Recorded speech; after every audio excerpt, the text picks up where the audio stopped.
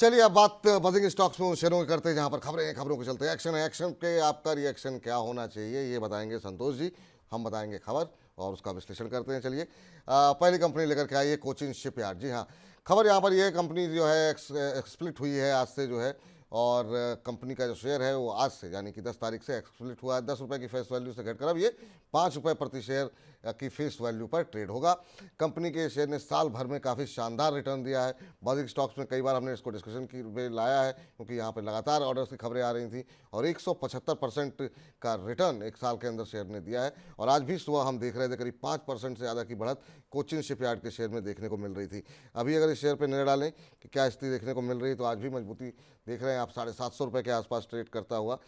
Sir 12% ऊपर अब Cochin shipyard का शेयर एक्सप्लिट हुआ है। अभी और कितनी तेजी की संभावना है? इन लेवल्स पे क्या एंट्री ली जा सकती है? देखिए, अभी थोड़ी देर पहले हम जब बात कर रहे थे कि जितनी भी कंपनियां हैं डिफेंस सेक्टर में, उसमें this is also one of the good company, और वैल्यूएशन भी बहुत ज़्यादा महंगे नहीं हैं। मुझे लगता है कि मौजूदा स्तर पर थोड़ा ही लें, क्योंकि मार्केट बढ़ा हुआ है। मार्केट में करेक्शन की संभावना जैसे दिख रही है, तो थोड़ा लें, 10 to 15% से ज़्यादा ना लें मौजूदा स्तर पर। लेकिन अगर सब्सटैंशियल करेक्शन में आपको मिल जाता है, तो बीइंग एन अपॉर्चुनिस्ट, आपको उस समय डेफिनेटली सोचना चाहिए कि आपकी पोर्टफोलियो में इसको और जगह दी जाए। हम्म। चलिए बढ़ते हैं आगे और अगली कंपनी लेकर के आते हैं स्क्रीन पर और वहाँ पर देखते हैं क्या कुछ खबरें स्क्रीन पर लेकर के आई है कंपनी। और यहाँ पे आपको बता दें कि खबर यहाँ पर लेकर लेकर के आई है पूर्वांकरा के ऊपर कि कंपनी की तीसरी तिमाही की जो बिक्री है वो 56% बढ़ गई है और ये 1241 करोड़ रुपए के आसपास रही है। वहीं कंपनी के वॉल्यूम में भी 60% का इजाफा देखने को मिला है। तो ये आपको बता दें, हालांकि रियलाइजेशन जो है वो थोड़ा सा घटा है, वो करीब 2% घट करके वो रहा है 7,610 स्क्वायर फीट के आसपास रहा है। तो ये फिलहाल स्थिति पूर्वांकरा में। और ये बिजनेस अपडेट के बाद हम देख रहे थे सुबह 2% के आसपास की रैली यहाँ पर देखने को मिल रही है थी। अभी देखते हैं क्या यहाँ पर क्या स्थिति देखने को मिल रही। तो अभी भी अगर हम देखें अब 6% ऊपर है, बहुत शानदार। रियल एस्टेट में आज हालांकि उस तरह की रैली नहीं है, लेकिन फिर भी जो है पूर्वांकरा का शेयर जो है इस समय 5.25% के आसपास की रैली दिखा रहा है। सर रियल एस्टेट में काफ़ी शानदार मूव देखने को मिला है पिछले कुछ दिनों के अंदर। और पूर्वांकरा भी एक महीने में करीब 17-18% चल चुका है, आज ही 5-6% ऊपर है। 6 महीने में 125% के से ज़्यादा का रिटर्न सर। ये चार्ट्स आप देख सकते हैं। अभी क्या करना चाहिए सर? क्या जिनके पास हैं उन्हें उन्हें क्या करना चाहिए और इन लेवल्स को देखते हुए कोई एंट्री करना अगर चाहे तो क्या स्ट्रेटजी होनी चाहिए? देखिए, मैं कहूँगा कि अगर कोई एंट्री करना चाहे तो there are some better stock, better valuations हैं, वहाँ पर आप देखें, क्योंकि फंडामेंटल उतने सपोर्टिव नहीं है स्टॉक के लिए। बहुत महंगा स्टॉक है। आपके पास अगर है तो मैं कहूँगा कि यहाँ पर आपको एक प्रोटेक्टिव स्टॉप लॉस जरूर आपको लगा के रखें, और दैट टू मुझे लगता है वो काफ़ी नीचे 186 के लेवल दिख रहे हैं, कि उसके नीचे अगर जाता है तब जो है आपको निकलने की सोचना चाहिए। अदरवाइज राइट द टाइट कर लें, लेकिन ये महंगा स्टॉक है। मेरी जो पसंदीदा स्टॉक होंगे, और इसमें वो डीएलएफ है, ओबेरॉय रियलिटी, प्रेस्टीज एस्टेट, ये तमाम कंपनियां हैं जो कि मेरी पसंदीदा स्टॉक रियल एस्टेट के अंदर हैं। जी। चलिए अगली कंपनी लाएं उससे पहले जरा जो है दिनेश सराफ जी कह रहे हैं TV18 जो है वो अदानी ग्रुप की कंपनी है, रिलायंस ग्रुप की नहीं। प्रभु ऐसे कहाँ पढ़ लिया आपने कि TV18 जो है वो अदानी समूह की कंपनी है? तो जानकारी दुरुस्त की। एनडीटीवी, आप हाँ बिल्कुल जी उनको बताइए कि एनडीटीवी का बिल्कुल। एक्विजिशन अदानी ने किया था। हाँ तो NDTV का एक्विजिशन किया है, TV18 का नहीं किया है सर दिनेश सर्राफ जी। तो एक बार आप हल्का सा समय लगेगा, अब तो सबके हाथ में मोबाइल है, गूगल पे हल्का सा आप चेक करेंगे तुरंत आपको उत्तर मिल जाएगा। चलिए इस बीच संगीता जी कह रही रेगुलर व्यूअर हूँ, मेरा सवाल कई बार हमने डाला लेकिन लिया नहीं। मैम फिर से डाल दीजिए, मैं आपका सवाल ले लूँगा। बजिंग स्टॉक्स खत्म हो जाए उसके बाद डिस्कस कर लेंगे 2-3 सवाल और, तो आप लोगों के सवाल कवर कर लेंगे। चलिए इस बीच अगली कंपनी लेकर के आते हैं और यहाँ पर क्या कुछ खबरें हैं वो देख करके आते हैं। यहाँ पर सर POCL पे एक खबर आई है कि तमिलनाडु सरकार के साथ कंपनी ने एक एक्विजिशन किया, एक MOU साइन किया। बहुत सारी कंपनियां जो है हम देख रहे हैं कि MOU तमिलनाडु सरकार के साथ कर रही हैं। और ये इन्होंने MOU साइन किया है कि ये metal, lithium battery, plastic, rubber, इन सब के लिए प्लांट, मैन्युफैक्चरिंग प्लांट वहाँ पर लगाने की योजना इनकी है। ये पॉन्डी ऑक्साइड एंड केमिकल करके कंपनी है सर। मैन्युफैक्चरिंग प्लांट लगाने में कंपनी कह रही है वो 300 से 500 करोड़ रुपए वो इन्वेस्टमेंट करेगी और करीब 1200 लोगों को रोजगार दिया जाएगा। और आज हम सुबह देख रहे थे कि इस खबर के चलते करीब 12% के आसपास की तेज़ी, 6% के आसपास की तेज़ी यहाँ पर देखने को मिल रही थी। अभी 759 के आसपास का भाव यहाँ पर देखने को मिल रहा है। अ, अगर आप ट्रैक करते हो सर तो आपकी राय जानना चाहेंगे, पौंडी ऑक्साइड पे आपका व्यू क्या है? 4.25% अभी भी ऊपर है, 760 का भाव देखने को मिल रहा है, तो और एक मुकुल जी महीने आपने में कितना, 71% चल चुका है सर। हाँ आपने जो न्यूज़ बताई, कितने कितने 100 करोड़ लगा रही कंपनी? 300 से 500 करोड़ रुपए निवेश की मैन्युफैक्चरिंग प्लांट में कंपनी की योजना है, 1200 लोगों को रोजगार दिया जाएगा। हाँ तो देखिए इनकी जो अभी जो मुझे लगता है ये जो पौंडी ऑक्साइड का जो अभी ऑपरेशंस अगर आप देख लें, तो इनकी जो फिक्स एसेट्स में जो इन्वेस्टमेंट हैं अभी तक के, वो 150 करोड़ रुपए हैं। और कंपनी की जो बोरोविंग्स है 200 करोड़ रुपए है, और कंपनी का जो कह ले मार्केट कैप है वो 885 करोड़ रुपए का। टोटल एंटरप्राइज वैल्यू 1000 करोड़ की है, 1100 करोड़ के आसपास। अब भी अगर कंपनी कह रही है कि 300 से 500 करोड़ लगाएगी, तो एक बहुत बड़ी चीज कह रही है कंपनी। सबसे पहली चीज की कंपनी के मैनेजमेंट को ये बताना चाहिए था कि कैसे पैसे की जुगाड़ करेंगे वो, क्योंकि ऑलरेडी इनके बुक्स पे डेट है। और उस चीज का किस तरह से करेंगे, ये काम बहुत बड़ा हो सकता है। मतलब कंपनी अगर आप देखें उस लिहाज से, जो फैसिलिटी ऐड होगी, जो कि हो सकता है कि आपको 1 से 3 साल तक की जो है समय लगे ये सारी चीजों को करने में, लेकिन एक बहुत बड़ा अनाउंसमेंट है अगर इस तरह की चीजें हैं। फाइनेंसिस अगर डिजायर नहीं होता है, तो मुझे लगता है कि काफी बड़ी अपॉर्चुनिटी होगी इस तरह का अनाउंसमेंट पे। तो काफ़ी बड़ी अचीवमेंट होगी, और अगर चीज़ें सही दिशा में चलती हैं तो बड़ी अच्छी बात होगी कंपनी के लिए।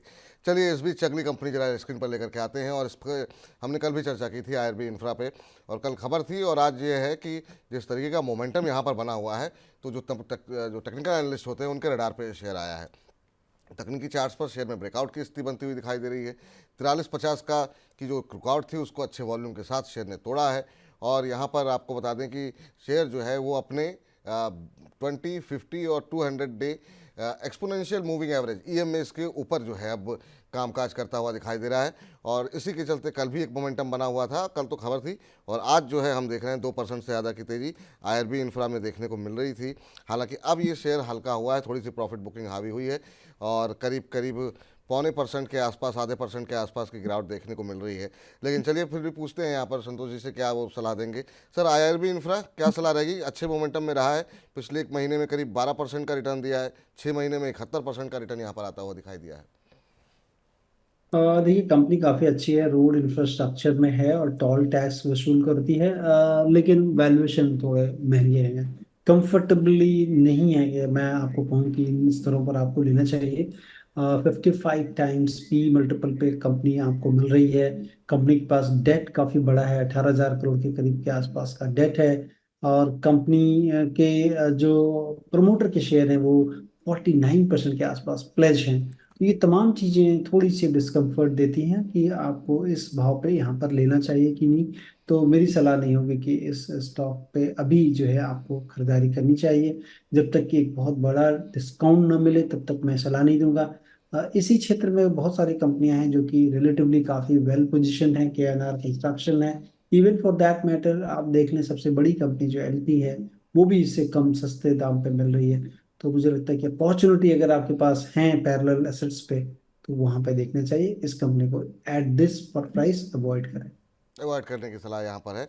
चलिए अगली कंपनी लेकर के आते हैं, और ये कंपनी लगातार विवादों में चल रही है। जी हाँ, जी इंटरटेनमेंट की बात कर रहे हैं। कल खबर आई ब्लूमबर्ग के हवाले से कि जो है बातचीत ख़त्म हो गई है मर्जर की।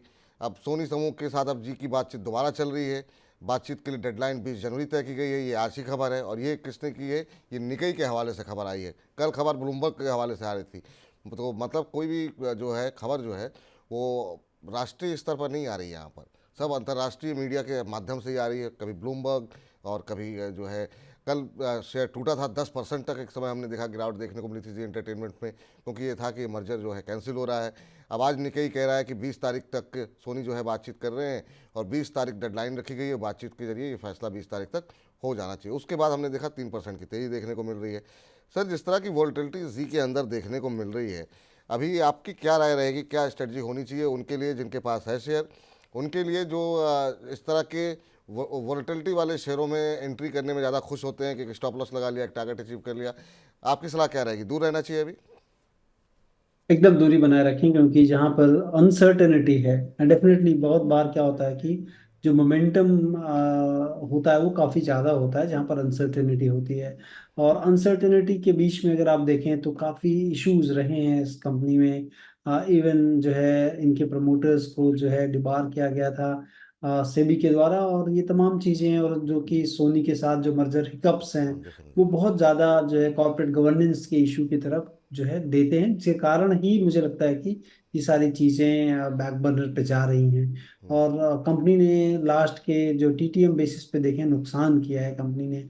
तो ये तमाम चीज़ें हैं जिसके कारण कि ऐसा नहीं लगता कि इसमें करना चाहिए अनटिल अनलेस जो है बहुत पुख्ता कोई चीज़ जानकारी हो, जो कि मेरे पास नहीं है इस तरह की कोई चीज़। और इसके एब्सेंस में मैं कहूँगा कि अवॉइड।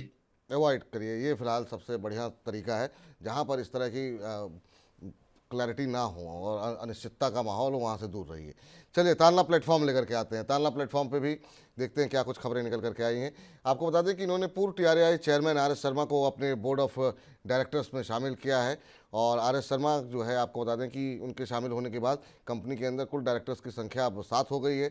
आर एस शर्मा को जो है डिजिटल इंडिया में उनकी बड़ी भूमिका मानी गई। सरकार के बहुत सारे ऐसे कार्यक्रम थे जिनको उन्होंने लागू कराया, तो उनके आने से जो है एक तरीके से समूह के अंदर एक ऊर्जा देखने को मिल रही है और उसका असर शेयर प्राइस पे भी देखने को मिल रहा है। और कंपनी का शेयर 5% से ज़्यादा का की तेज़ी के साथ जो है वो कामकाज करता हुआ दिखाई दे रहा था सुबह। अभी भी अगर हम देखें अब 6.5% ऊपर है। सर, तानला प्लेटफॉर्म पे आपकी राय जानना चाहेंगे। आर एस शर्मा साहब को इन्होंने अपने बोर्ड में शामिल किया है और उसके बाद जो है आज शेयर थोड़ा सा झूमता हुआ दिखाई दे रहा है। अभी यहाँ पे कोई अपॉर्चुनिटी है क्या सर? देखिए बिजनेस अच्छा है, क्लाउड कंप्यूटिंग में है कंपनी, और बिजनेस देखना चाहिए ज़्यादा कि बिजनेस है, और उसके बाद प्रमोटर पेडिग्री भी ठीक है। फिर इन्होंने जो बोर्ड में जिस तरह से डाइवर्सिफिकेशन ला रहे हैं, इस तमाम चीज़ें अच्छी हैं। और सबसे बड़ी चीज़ है कि कंपनी के कामकाजी मुनाफे को अगर टीटीएम बेसिस पे देखेंगे तो लाइफ हाई पे है। तो मुझे, और कंपनी बहुत ज़्यादा वैल्यूएशन भी नहीं डिमांड कर रही है। At current market price 30 times P multiple पे है, और कंपनी में ग्रोथ काफ़ी अच्छी दिख रही है। और कंपनी ने जो है धीरे धीरे अपने ग्रोथ एसेट्स में भी पैसे डाले हैं। तो ये तमाम चीज़ें इंडिकेट कर रही हैं कि इसमें अपसाइड ज़्यादा हो सकता है। इसलिए करंट मार्केट प्राइस पे आपको लेना चाहिए, और किसी भी सब्सटेंशियल करेक्शन में भी एंटर करना चाहिए। ठीक। चलिए, तो अब फिलहाल बजिंग स्टॉक्स में फिलहाल के लिए इतना ही।